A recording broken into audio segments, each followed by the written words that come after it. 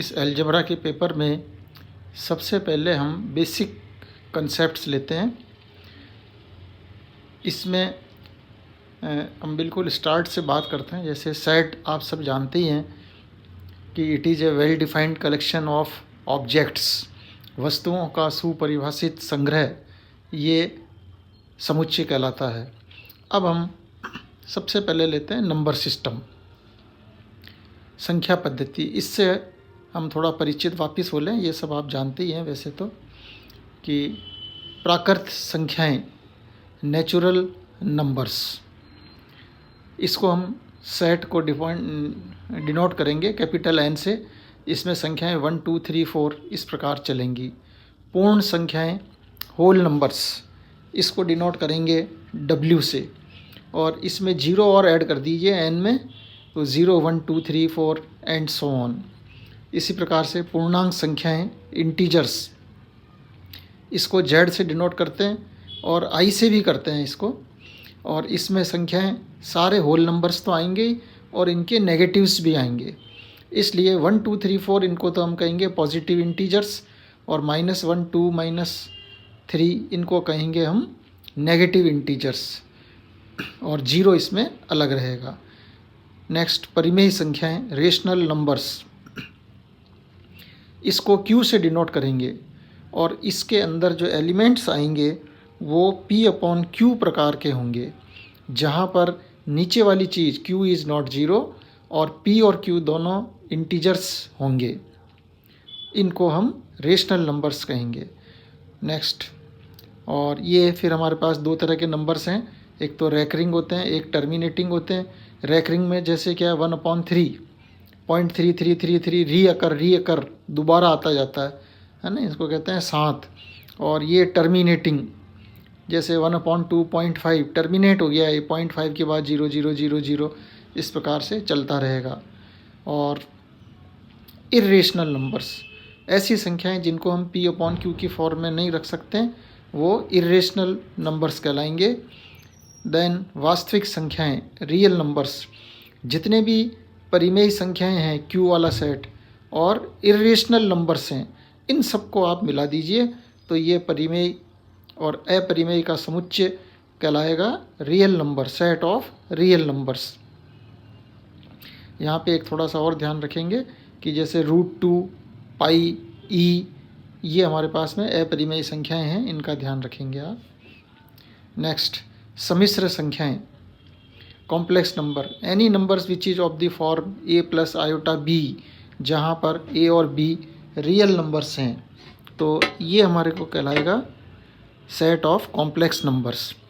अब यहाँ पे n के सारे मेंबर्स w में पड़े हुए हैं, w के सारे मेंबर्स i में हैं या z में हैं, z के सारे मेंबर्स q में हैं, q के r में हैं। तो इसलिए n is a subset of w, is a subset of i, is a subset of q, is a subset of r, is a subset of c। Next, prime numbers, ये 2 3 5 7 11 13 है ना, ये prime numbers कहलाते हैं। वे संख्याएं जिसमें स्वयं का या ±1 का ही भाग जाता है। नेक्स्ट, हमारे पास जो सेट थ्योरी है उसको कैंटूर ने सबसे पहले दिया 1845 से 1918 में ये रहे। जैसा भी अपन ने बात की थी कि well defined collection of objects is called A set, और इसमें जितने भी अवयव आएंगे वो उसके अवयव कहलाएंगे, अंदर वाले जो अवयव एलिमेंट्स हैं या सदस्य कहलाएंगे। और सेट को हम हमेशा बड़े लेटर से दिखाएंगे और कॉमा लगा के लिखेंगे, ठीक है। अवयवों को छोटे लेटर से लिखते हैं। यदि हमारे पास में किसी समुच्चय के अंदर अवयवों की संख्या सीमित हो, अर्थात गिनी जा सके, तो उसको हम फाइनाइट सेट कहेंगे। जैसे एक सेट लिया हमने, x अवयव हमने नेचुरल नंबर लिया जो 4 से छोटा और बराबर है, यानी 1 2 3 4 4 ही अवयव आ गए, तो ये फाइनाइट सेट हो गया। इसी प्रकार से ऐसा समुच्चय जिसमें अवयवों की संख्या को हम ना गिन सकें, वो इनफाइनाइट सेट या अपरिमित समुच्चय कहलाएंगे।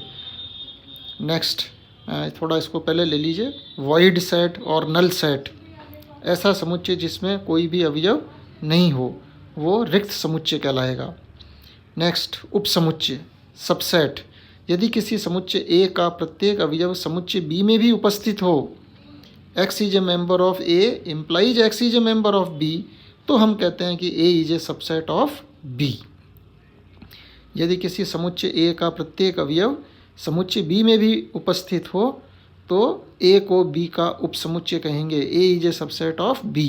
और जब भी हम थ्योरम्स करेंगे वहाँ लेंगे, इसको इसी तरह प्रूव करेंगे, X is a member of A implies X is a member of B। और अब यहाँ आ जाइए आप वापस, इक्वल सेट, दो सेट इक्वल कहलाएंगे यदि दोनों एक दूसरे के उपसमुच्चय हों। A is a subset of B and B is a subset of A, अर्थात A का प्रत्येक अवयव B में है और B का प्रत्येक अवयव A में है। ये हम कर ही चुके हैं। A is a subset of A, phi is a member of A, A is a subset of B and B is a subset of C, then A is a subset of C। ये इनकी properties हो गई। Power set, घात समुच्चय, समुच्चय A के समस्त उपसमुच्चयों का समुच्चय A का घात समुच्चय कहलाता है। समुच्चय A के जितने भी सबसेट्स बन सकते हैं उन सब का एक सेट बना दें तो वो पावर सेट कहलाएगा। और इसके अंदर P ऑफ A से डिनोट करेंगे, है ना। और जैसे अगर हमारे 2⁴A, अगर A में अगर 2 अवयव हैं तो PA में 4 एलिमेंट्स होंगे। एलिमेंट्स इससे निकाल लेते हैं अपन। PA, X is a such that X is a subset of A।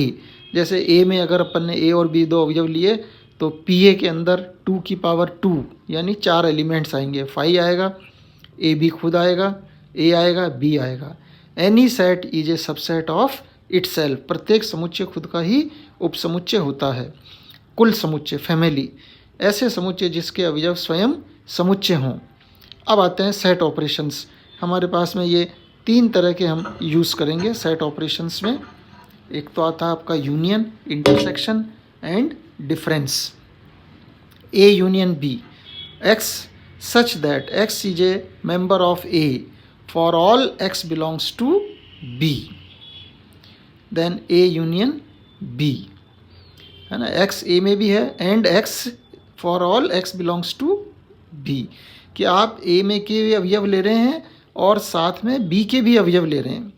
इसी प्रकार से इंटरसेक्शन में हम लेंगे X is a member of A and X is a member of B, यानी X A में भी होना चाहिए और ये का यही X B के अंदर भी आना चाहिए, है ना। यहाँ पे तो क्या है, और है, X A का अवयव हो या फिर B का अवयव हो तो वो A यूनियन B कहलाएगा।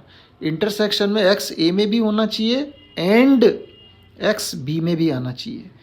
A माइनस B में क्या होगा, A अवयव, A सेट के वो अवयव जो B में नहीं है, कि X belongs to A but X does not belongs to B। जैसे उदाहरण लिया 1 2 3 2 3 4, A यूनियन B चाहिए तो 1 2 3 4 सारे एलिमेंट्स आ गए, कि यहाँ पे 4 जो है B में है, A में नहीं है, या तो A में अवयव आएगा या B में आएगा। और दोनों के अंदर 3 है तो A इंटरसेक्शन B 3 आएगा, दोनों में 2 है तो 2B आ जाएगा। A माइनस B, B के अवयव को यहाँ से हटा दीजिए, यानी 2 3 4 इसमें से हटाइए तो 1 रह गया, तो this is A minus B। इसके बाद आप यहाँ से चलेंगे क्रमित युग्म, ऑर्डर्ड पेयर्स। 2 अवयवों के किसी समुच्चय AB में अवयवों के लिखने का क्रम यदि तय कर दिया जाए, फिक्स कर दिया जाए, तो उन 2 अवयवों को एक क्रमित युग्म कहते हैं। कि जैसे यहाँ पे हमने क्या करा कि A1 B1 प्रकार के अवयव लिए, A2 B2 प्रकार के अवयव लिए, है ना। तो ये दोनों आपके बराबर होंगे अगर A1 A2 and A1 is equal to A2 and B1 is equal to A2। और AB प्रकार के अवयव, जहाँ पे क्या हो रहा है, पहला अवयव A में से लिया, दूसरा अवयव B हमने B में से लिया, इस प्रकार से निर्मित समुच्चय A और B का गुणन समुच्चय कहलाता है। इसको हम A क्रॉस B से कहेंगे। ये कहलाता है Cartesian product of 2 sets A and B। तो A एंड B में अवयव कैसे आएंगे, ऑर्डर्ड पेयर्स प्रकार के आएंगे। ये यहाँ लिख लिया अपन ने, A cross B Cartesian product of 2 sets जिसमें elements are of the form AB where A is a member of A and B is a member of B। ठीक है साहब, ये और ये ध्यान रखिए, A cross B is not equal to B cross A। अब लेते हैं अपन relation. Any subset of A cross B is called a relation. इसको याद रखिए आप कि ए क्रॉस बी का कोई भी सबसेट रिलेशन कहलाता है। 3 प्रकार के रिलेशन अपने ज़्यादा काम में आएंगे, स्वतुल्य, सममित, संक्रामक, और इन तीनों से बनेगा तुल्यता संबंध। Reflexive relation, A related to A, खुद का खुद से संबंध। किसी सेट एस के ऊपर हम परिभाषित कर रहे हैं तो खुद से खुद का संबंध कहलाएगा A related to A, for all A belongs to S. इसी प्रकार से symmetric relation, A related to B if this implies B related to A for all A B belongs to set S, तो हम कहेंगे कि ये symmetric relation है। Then transitive, A related to B, B related to C if this implies A related to C for all A B C belongs to S, तो हम कहेंगे ये ट्रांजिटिव रिलेशन है। और ऐसा रिलेशन जो रिफ्लेक्सिव भी हो, सिमेट्रिक भी हो, ट्रांजिटिव भी हो, उसको हम इक्विवेलेंस रिलेशन कहेंगे, तुल्यता संबंध कहेंगे, है ना।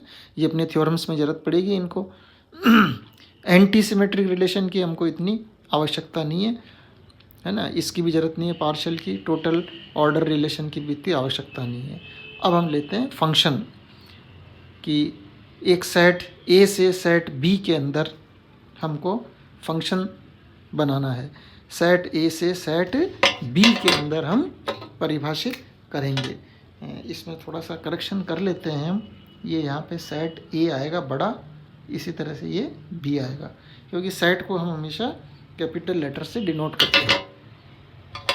सो F such that A to B या B is equal to F of A, किसी समुच्चय ए से समुच्चय बी में परिभाषित प्रतिचित्रण होगा यदि ए का प्रत्येक अवयव बी के एक अद्वितीय अवयव से संबद्ध रखता है ना। रिलेशन क्या है, ए से बी के अंदर सेट ए से सेट बी में एक मैपिंग है, एक प्रतिचित्रण है ना। ये फंक्शन कहलाएगा। कब कहलाएगा, यदि ए में जितने भी अवयव हैं उन सब का बी के केवल और केवल एक ही अवयव से संबंध बनता है ना। यहाँ पे ए के अंदर कोई भी अवयव मैं यूँ कहूँ कि खाली नहीं रहना चाहिए, बी में खाली रह सकता है, और ए में जितना भी अवयव है उसका एक बी के केवल एक ही अवयव से संबंध होना चाहिए, है ना।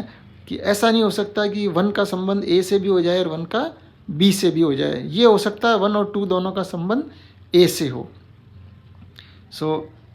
और ये जो सेट है ये कहलाएगा डोमेन, और ये कहलाएगा कोडोमेन, प्रांत और सह प्रांत, है ना। परिसर में कौन से आएंगे, जो इसके प्रतिबिंब होंगे, जैसे यहाँ पे ए बी सी डी ये इसके प्रतिबिंब हैं, ठीक है।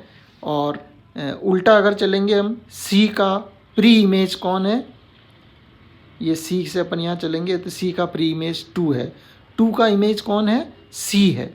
तो इस प्रकार से अपने को इनको देखना है।